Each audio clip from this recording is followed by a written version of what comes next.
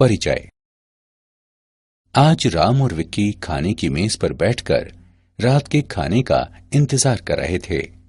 राम ने विक्की से उसे जूस का बर्तन देने को कहा, लेकिन गलती से विक्की का हाथ कुछ बर्तनों पर लग गया, जिससे वे जमीन पर गिर गए।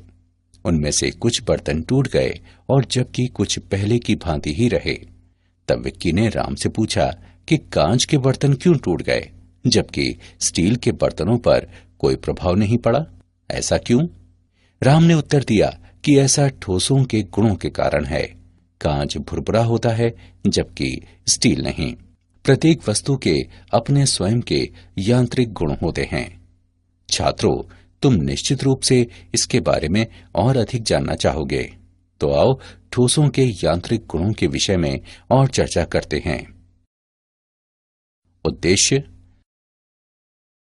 इस पाठ के अंत में आप निम्न करने में सक्षम हो जाएंगे।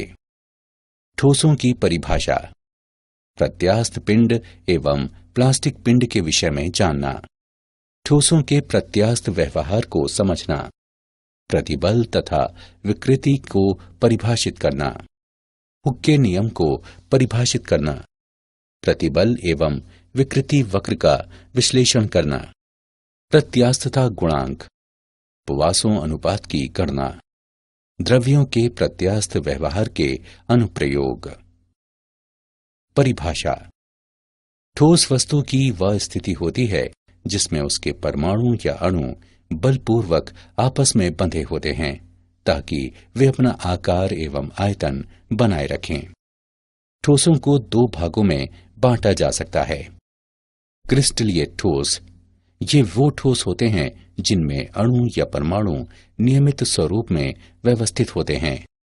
अक्रिस्टलीय ठोस, ये वो ठोस होते हैं जिनमें अणु या परमाणु अनियमित स्वरूप में व्यवस्थित होते हैं। इन ठोसों को ग्लासी ठोस भी कहा जाता है। प्रत्यास्थ पिंड एवं प्लास्टिक पिंड। कोई पिंड जो विरूपक बल को हटाने पर प्रत्यास्थ सीमा के भीतर अपनी प्रारंभिक आकृति एवं आकार को पुनः प्राप्त कर लेता है, प्रत्यास्थ पिंड कहलाता है। प्रत्यास्थता किसी वस्तु का वो गुण होता है जिसके कारण वो विरूपक बल को हटाने के बाद अपनी प्रारंभिक आकृति एवं आकार को पुनः प्राप्त कर लेता है। कोई पिंड जो विरूपक बल के हटाने के बाद अपनी प्रारंभिक आकृति एवं आकार को पुनः प्राप्त नहीं कर पाता, प्लास्टिक पिंड कहलाता है। ठोसों का प्रत्यास्थ व्यवहार। किसी ठोस में प्रत्येक परमाणु या अणु पास वाले परमाणुओं या अणुओं से घिरा होता है। जब किसी ठोस का विरूपण किया जाता है तो अंतर परमाणु दूरी में परिवर्तन के कारण परमाणु अपनी साम्यावस्था से हट जाते हैं। जब विरूपण बल को हटा दिया जाता है तो अंतर परमाणु बल उन्हें उनकी वास्तविक स्थिति की ओर वापस ले आते हैं। इस प्रकार पिंड अपनी प्रारंभिक आकृति एवं आकार को पुनः प्राप्त कर लेता है। प्रतिबल। जब बाह्य बल द्वारा पिंड का विरूपण किया जाता है तो एकांक क्षेत्रफल पर लगने वाले प्रत्यानयन बल को प्रतिबल कहते हैं। प्रतिबल बराबर प्रत्यानयन बल बटे क्षेत्रफल। प्रतिबल का एसआई मात्रक न्यूटन मीटर होता है। प्रतिबल दो प्रकार के होते हैं, अभिलंब प्रतिबल और तनन प्रतिबल। अभिलंब प्रतिबल, इसका आशय पिंड के पृष्ठ के लंबवत कार्य करने वाले प्रति इकाई क्षेत्रफल विरूपक बल से है। अभिलंब प्रतिबल दो प्रकार के होते हैं। तनन प्रतिबल, जब प्रयुक्त बल की दिशा में पिंड की लंबाई में बढ़ोतरी हो जाती है। संपीडक प्रतिबल, जब प्रयुक्त बल की दिशा में पिंड की लंबाई में कमी हो जाती है। स्पर्श रेखीय प्रतिबल, इसका आशय पिंड के पृष्ठ के स्पर्श रेखीय कार्य करने वाले प्रति इकाई क्षेत्रफल विरूपक बल से है। विकृति। विकृति को पिंड के आयाम में परिवर्तन के पिंड के मूल आयाम से अनुपात के रूप में परिभाषित किया जाता है। इसकी इकाई व विमाएं नहीं होते। ये 3 प्रकार की होती है: अनुदैर्ध्य विकृति, आयतन विकृति तथा अपरूपण विकृति। अनुदैर्ध्य विकृति, इसे किसी विरूपक बल के प्रयुक्त किए जाने पर मूल लंबाई से लंबाई में बढ़ोतरी के अनुपात के रूप में परिभाषित किया जाता है। अनुदैर्ध्य विकृति बराबर डेल्टा एल बटे एल। आयतन विकृति, इसे किसी विरूपक बल के प्रयुक्त किए जाने पर मूल आयतन से आयतन में परिवर्तन के अनुपात के रूप में परिभाषित किया जाता है। आयतन विकृति बराबर माइनस डेल्टा v बटे v। अपरूपण विकृति, इसे उस कोण के रूप में परिभाषित किया जाता है एक स्पर्श रेखीय विरूपक बल प्रयुक्त करने पर जिसके माध्यम से आरंभ में नियत फलक के अभिलंबवत रेखा मुड़ती है। हुक का नियम। हुक के नियम के अनुसार प्रत्यास्थता की सीमा में प्रतिबल विकृति के अनुक्रमानुपाती होता है। प्रतिबल बराबर स्थिरांक गुणे विकृति। स्थिरांक बराबर प्रतिबल बटे विकृति, जहां यह स्थिरांक प्रत्यास्थता गुणांक कहलाता है। हुक का नियम एक अनुभविक नियम है जो अधिकांश सामग्रियों के लिए मान्य पाया जाता है। प्रतिबल विकृति वक्र। ऊर्ध्व लटके हुए एक तार पर विचार करें। जब तार को भार युक्त किया जाता है तो एक प्रतिबल विकसित होता है। लोड करने पर तार की लंबाई बढ़ जाती है और इसलिए विकृति उत्पन्न हो जाती है। वक्र से हम नोट करते हैं कि जब विकृति छोटी होती है तो प्रतिबल विकृति के समानुपाती होता है। ये ओपी क्षेत्र में है जहां हुक के नियम का पालन किया जाता है। बिंदु P आनुपातिकता की सीमा कहलाता है। PE क्षेत्र में प्रतिबल विकृति के समानुपाती नहीं होता, बल्कि तार अभी भी अपनी मूल लंबाई प्राप्त कर लेता है जब तार पर से लोड हटा लिया जाता है। अतः बिंदु E प्रत्यास्थता सीमा कहलाता है। O से E तक का क्षेत्र तार की सामग्री के प्रत्यास्थ व्यवहार को प्रदर्शित करता है। क्षेत्र EA में विकृति प्रतिबल की तुलना में काफी अधिक तेजी से बढ़ती है। इस क्षेत्र में तनन बल हटा लिए जाने के बाद भी तार अपनी मूल लंबाई पुनर्प्राप्त नहीं कर पाता। A से आगे प्रतिबल में एक छोटी बढ़ोतरी करने पर भी विकृति में बड़ी मात्रा में बढ़ोतरी होती है। बिंदु B से आगे तनन बल हटा लिए जाने पर भी विकृति बढ़ती रहती है और C पर तार टूट जाता है। E से C तक का क्षेत्र तार की धातु के प्लास्टिक व्यवहार को दर्शाता है। प्रत्यास्थता गुणांक। प्रतिबल तथा विकृति के अनुपात को प्रत्यास्थता गुणांक कहते हैं। प्रत्यास्थता गुणांक 3 प्रकार के होते हैं: यंग गुणांक, अपरूपक गुणांक और आयतन गुणांक। यंग के गुणांक को अभिलंब प्रतिबल के अनुदैर्ध्य विकृति से अनुपात के रूप में परिभाषित किया जाता है। इसे y द्वारा निरूपित किया जाता है। y बराबर अभिलंब प्रतिबल बटे अनुदैर्ध्य विकृति बराबर F गुणे L बटे A गुणे डेल्टा L, जहां F बराबर बाह्य अभिलंब बल, डेल्टा L बराबर लंबाई में परिवर्तन, L बराबर मूल लंबाई। अपरूपण प्रतिबल का संगत अपरूपण विकृति से अनुपात सामग्री का अपरूपण गुणांक कहलाता है और इसे G से निरूपित किया जाता है। G बराबर F बटे A गुणे थीटा। यह अवलोकित किया गया है कि अपरूपण गुणांक सामान्यतः यंग के गुणांक से कम होता है। आयतन गुणांक को जलीय प्रतिबल के आयतन विकृति से अनुपात के रूप में परिभाषित किया जाता है और इसे K से निरूपित किया जाता है। K बराबर अभिलंब प्रतिबल बटे आयतन विकृति। K बराबर F बटे A बटे नेगेटिव डेल्टा V बटे V। आयतन गुणांक के व्युत्क्रम को संपीड्यता कहा जाता है। उदाहरण।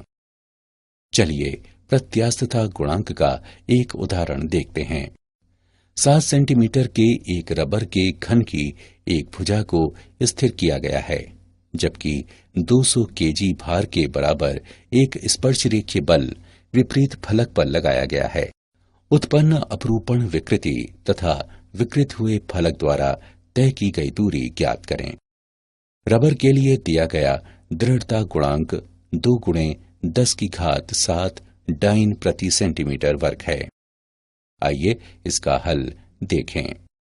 दिए गए मान हैं L बराबर 7 सेंटीमीटर तथा F बराबर 200 किलोग्राम फोर्स।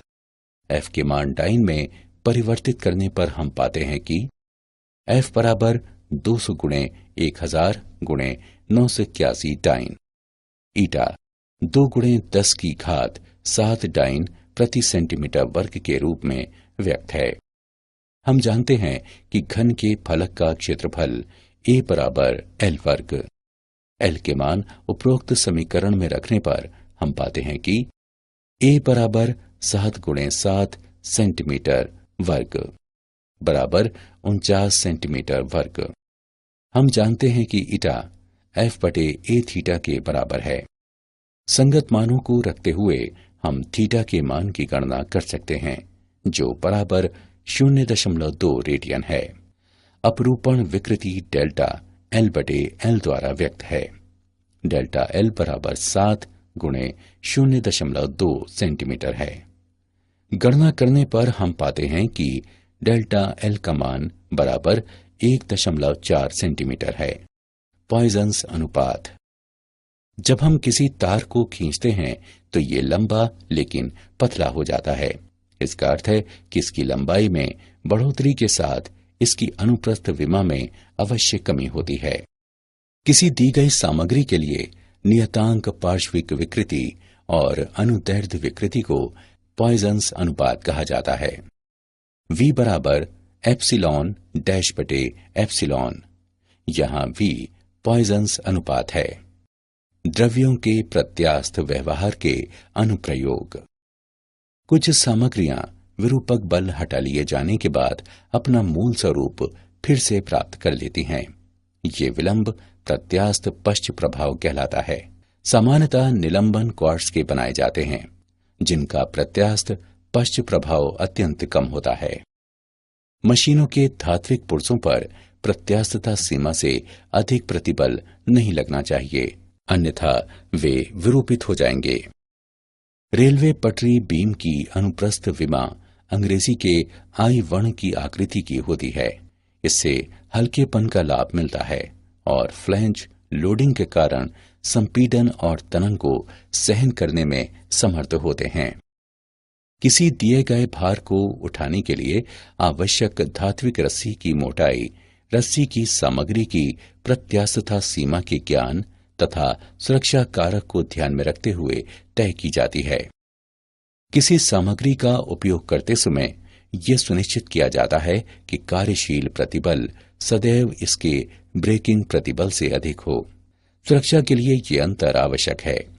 क्या आप जानते हैं, मैक्सवेल आयतन गुणांक को परिभाषित करने वाले पहले व्यक्ति थे। हाल में किए गए अध्ययनों के मुताबिक अर्धक्रिस्टलीय ठोस नामक एक वर्ग भी होता है।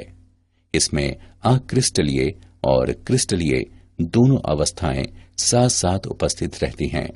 कुछ बहुलक इस संवर्ग में आते हैं। उदाहरण के लिए पॉलीएथाइलीन। जब किसी पिंड को गर्म किया जाता है, लेकिन कुछ सीमाएं आरोपित करते हुए इसे फैलने से रोक दिया जाता है, तो आंतरिक बल उत्पन्न हो जाते हैं, जो तापीय प्रतिबल नामक प्रतिबल उत्पन्न करते हैं। सारांश। आइए हमने जो कुछ सीखा है उसे संक्षेप में दोहराएं। ठोस किसी पिंड की वो स्थिति होती है जिसमें उसके परमाणु एवं अणु बलपूर्वक आपस में बंधे होते हैं ताकि वे अपना आकार एवं आयतन बनाए रखें। प्रत्यास्थता किसी पिंड का वो गुण होता है जिसके कारण प्रत्यारोपित बल को हटाने के बाद पिंड अपनी प्रारंभिक आकृति एवं आकार को पुनः प्राप्त कर लेता है। प्रतिबल को पिंड को किसी बाह्य बल द्वारा विरूपित किए जाने पर उसमें उत्पन्न प्रति इकाई क्षेत्रफल प्रत्यानयन बल के रूप में परिभाषित किया जाता है। विकृति को किसी पिंड की मूल विमाओं से पिंड की विमाओं में परिवर्तन के अनुपात के रूप में परिभाषित किया जाता है। हुक के नियम के अनुसार प्रत्यास्थता की सीमा में प्रतिबल विकृति के अनुक्रमानुपाती होता है। यंग का गुणांक अभिलंब प्रतिबल के अनुदैर्ध्य विकृति से अनुपात के रूप में परिभाषित किया जाता है। अपरूपण प्रतिबल का संगत अपरूपण विकृति से अनुपात सामग्री का अपरूपण गुणांक कहलाता है। आयतन गुणांक अभिलंब प्रतिबल के आयतन विकृति से अनुपात के रूप में परिभाषित किया जाता है। किसी दी गई सामग्री के लिए नियतांक पार्श्विक विकृति तथा अनुदैर्ध्य विकृति का अनुपात पॉइंसा अनुपात के रूप में जाना जाता है।